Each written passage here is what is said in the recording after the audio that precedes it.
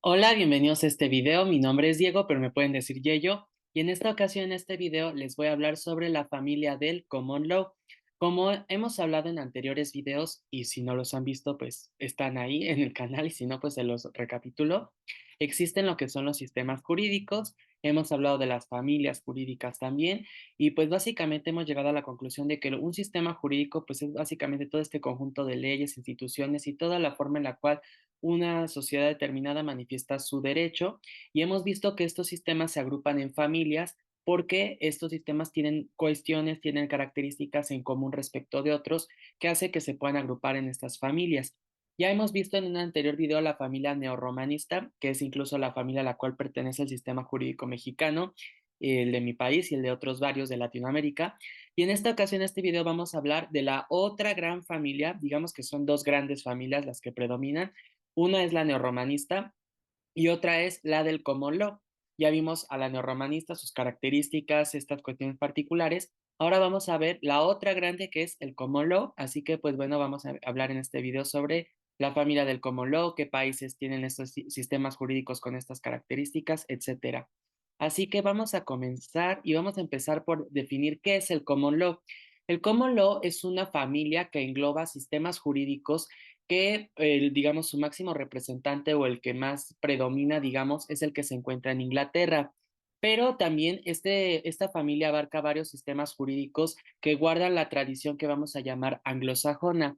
¿Qué es la tradición anglosajona? Vamos a decir que son todos estos países, todos estos estados que en algún momento de su historia se han visto involucrados directamente con Inglaterra, ya sea porque fueron colonias de este país, porque tuvieron alguna sincronía, porque fueron dependientes de este país, porque fueron fundados incluso por este país, etcétera. Entonces, los sistemas jurídicos que integran a la familia del common law van a ser sistemas legales que se caracterizan porque básicamente todo el sistema está estructurado y construido con base a las decisiones que se toman en los tribunales. Estas decisiones en los tribunales son básicamente sentencias, y estas sentencias se elaboran a partir de principios del derecho, de costumbre e incluso a partir de la propia jurisprudencia. Lo vimos un poco en el sistema neorromanista y lo retomo aquí. La jurisprudencia es esta serie de opiniones, es esta serie de análisis y de interpretaciones que realizan los juzgadores sobre el derecho para poder darle el sentido adecuado a la norma dentro del sistema jurídico. Entonces, supongamos que se nos presenta el caso de que una pareja se quiere divorciar, pero la ley por la cual se rige este divorcio no nos dice qué porcentaje de la sociedad conyugal le corresponde a cada una de estas personas que se están divorciando. Entonces yo como juez, ¿qué hago? Voy y digo, no, pues según el principio del derecho, que dice que lo que es de cada quien pues se tiene que respetar, y bajo la costumbre que tenemos de que pues a partes iguales, yo diría en un primer momento que pues de la sociedad conyugal, la mitad a cada cónyuge, ¿no? La mitad a cada uno. Pero yo como juez es mi deber revisar si no hay una jurisprudencia, si no hay una sentencia que ya haya dicho algo que pueda referir a mi caso. Entonces yo busco jurisprudencia, o incluso las partes me pueden dar a mí los elementos y buscar jurisprudencia. Y resulta que hay una jurisprudencia que dice que cuando se disuelve la sociedad conyugal, pero no se establece en la ley cómo se tiene que disolver, es una obligación del juez darle preferencia, supongamos, al cónyuge que más aportó a la sociedad conyugal, ¿no? Entonces yo ya con esta jurisprudencia emito una sentencia, y posteriormente esta sentencia que yo estoy emitiendo le va a ayudar a otro juez a resolver casos iguales. Así funciona el common law. Digamos que es como una gran base de datos en donde cada juzgador va subiendo su sentencia para que en un futuro, si se presentan casos iguales, el juez ya puede agarrar y decir, ah, pues en un caso que fue igual al que tengo ahorita, se decidió en esta forma, entonces yo lo voy a decidir de esta manera también. No quiere decir, ojo, que sea algo de manera aleatoria. O sea, no es como de que los jueces sean como computadoras que uno les mete, a ver, si yo tengo esto y esto, ¿qué me arrojas? No, o sea, también se tiene que adecuar a las particularidades del asunto, pero la jurisprudencia y a lo que le ayuda a los jueces es a que, a ver, en este caso el juez decidió así por esto y esto, y en este otro caso este juez decidió así por esto y esto. En este caso que yo tengo, yo puedo orientarme, yo puedo guiarme en lo que estos jueces decidieron para ver cómo resolver este asunto, pero obviamente tengo que considerar las particularidades, porque ningún asunto es igual, y eso es un principio del derecho. Ningún caso, ningún asunto que se nos presente va a ser siempre el mismo, siempre van a tener sus variaciones. Por más que parezca que todos son divorcios o por más que parezca que todos son homicidios, tienen sus cosas específicas que hay que considerar para poderlo resolver. Pero básicamente así es el common law. Es un sistema que se basa en las decisiones de los tribunales, todo lo contrario al neorromanista. Como lo hemos visto en la familia neorromanista, lo que pasa es que casi todo el derecho es la ley. Nosotros, por ejemplo, si queremos conocer el derecho, a lo primero a lo que nos acercamos es a la Constitución, a las leyes federales, a las leyes generales, a las leyes, a los códigos. No es como que, por ejemplo, si uno se acerca a una facultad de derecho, a una escuela de derecho, no nos van a enseñar la realidad del derecho a través de sentencias. Sí hay varios profesores y hay varios doctrinarios que enseñan el derecho a través de sentencias, y hay varias materias que ameritan estudiarse a través de sentencias, pero la realidad es que en la familia neorromanista lo que predomina y en lo que se estructura todo es en la ley. Aquí en el common law no es así. Si ustedes, por ejemplo, van a Inglaterra o a Reino Unido, a Gran Bretaña, ahí el derecho no se los enseñan con la ley. Ahí lo que les dan son casos, les dan sentencias para que ellos, estudiando el caso, estudiando la sentencia, encuentren cuál es el derecho. Entonces, podemos ver que son dos cuestiones diferentes.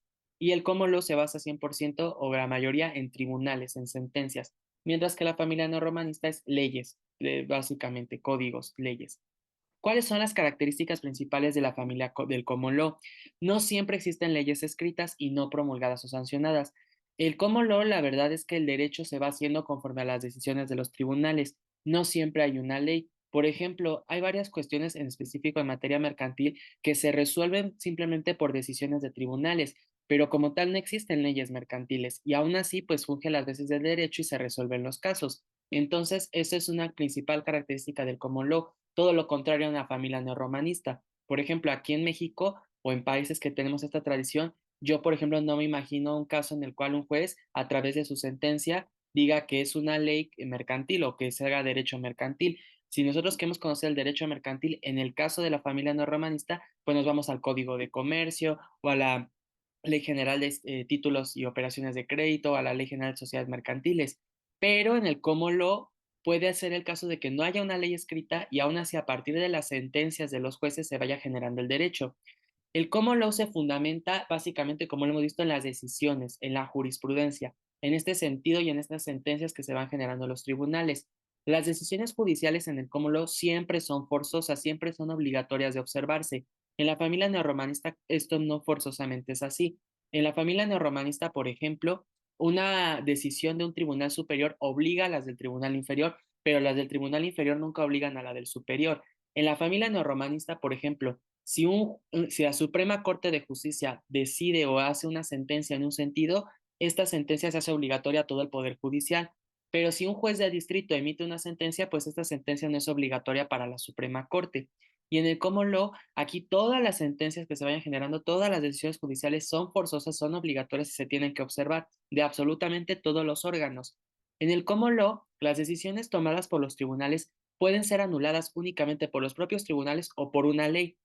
Es decir, en el common law no es que no exista la ley, sí existe, pero la fuerza recae en las decisiones de los tribunales y estas decisiones serán obligatorias y serán vinculatorias hasta que el propio tribunal la revoque o bien se expida una ley que la revoque. Algo así sucedió, por ejemplo, en Estados Unidos, como ustedes saben, existía la interrupción legal del embarazo, lo que es comúnmente se dice el aborto, ¿no? Pero es la interrupción legal del embarazo.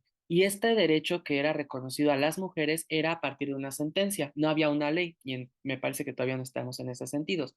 Era una sentencia que reconocía este derecho que tienen las mujeres a interrumpir de una manera legal su embarazo. ¿Qué sucede el año pasado? Esta decisión se lleva a la Corte Suprema de Estados Unidos y en la Corte Suprema se revoca. Entonces, por eso fue toda esta controversia de que en Estados Unidos se eliminó el derecho al aborto, se quitó esta interrupción porque esta decisión era obligatoria, todas se podían observar, pero como ya la Corte Suprema la revocó, pues ya no fue así. Estados Unidos es un sistema que tiene un sistema como law, por eso me ayuda mucho a ejemplificar esta característica.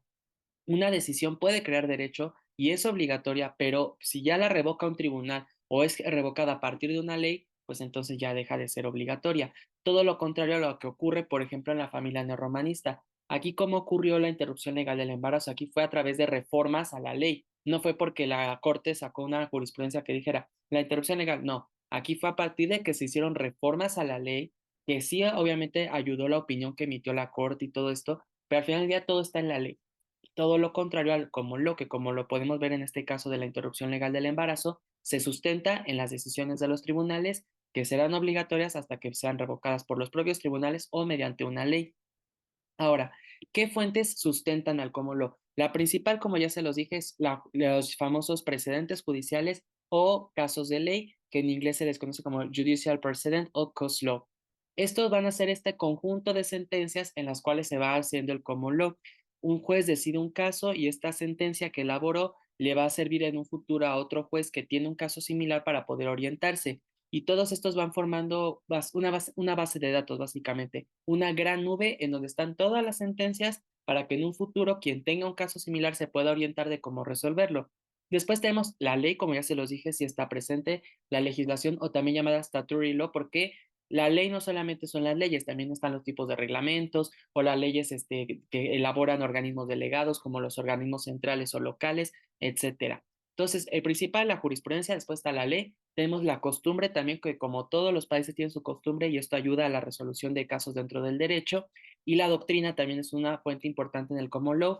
Por la doctrina nos referimos al trabajo que elaboran los juristas reconocidos y los grandes académicos, donde nos dicen cómo se puede entender al derecho, que son básicamente los libros y tratados que se elaboran.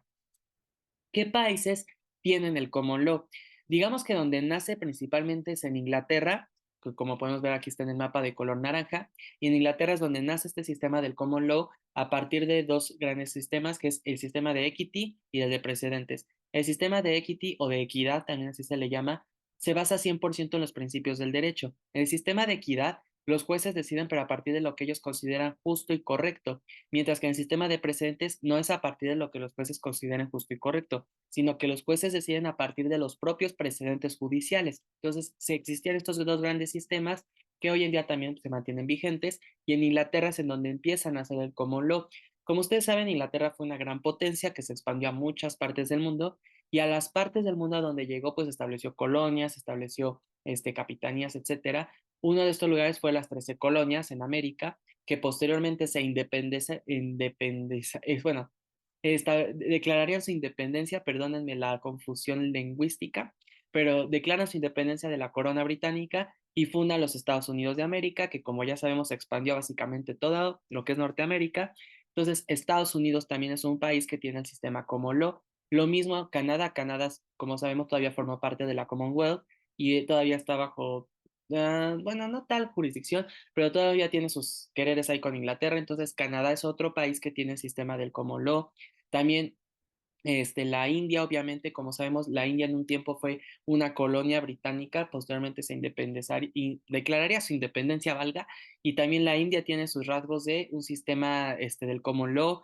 Mismo asunto Australia, Australia sabemos que todavía forma parte de la Commonwealth y tiene este sistema del common law, perdón. Básicamente todos los países que están dentro de la Commonwealth, casi todos, en la mayoría, tienen un sistema del common law. Y todos aquellos que en algún momento se han visto vinculados en algún momento con Inglaterra tienen características de common law. ¿Qué es lo que está pasando hoy en día? Y con esto quiero cerrar la idea.